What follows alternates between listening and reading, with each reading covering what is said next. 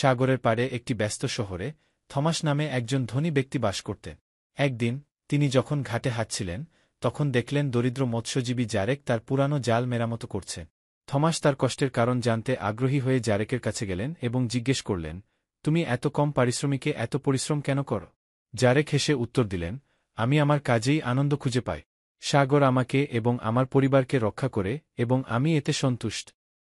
Thomas জারেকের সন্তুষ্টিতে মুগ্ধ হয়ে তাকে একটি প্রস্তাব দিলেন, আমার সঙ্গে শহরে কাজ করো, আমি তোমাকে প্রচুর টাকা দেব, আর তোমাকে এত পরিশ্রম করতে হবে না।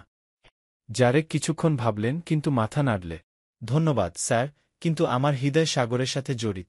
টাকা আমার পাওয়া শান্তি কিনতে পারবে না। দিন গড়িয়ে সপ্তাহ হয়ে গেল, আর থমাস জারেকের কথা ভুলতে পারলেন না।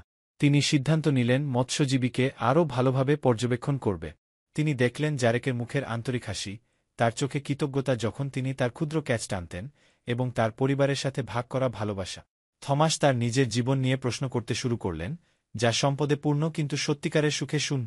এক সকালে থমাস আবার জারেকের কাছে গেলেন, তবে এবার একটি ভিন্ন প্রস্তাব নিয়ে। আমাকে তোমার পথ শেখাও জারে, আমাকে দেখাও কিভাবে সন্তুষ্টি খুঁজে পাওয়া যায়। জারেক রাজি হলেন এবং কয়েক সপ্তাহ ধরে থমাস তার মাছ ধরার যাত্রায় যোগ দিলে। তিনি জীবনের সহজ আনন্দগুলি উপভোগ করতে শিখলেন, সমুদ্রের ওপরে সূর্যোদয়, বাতাসের স্পর্শ এবং কঠোর পরিশ্রমের পরিতৃপ্তি। ধীরে ধীরে থমাস নিজের মধ্যে একটি পরিবর্তন অনুভব করলে।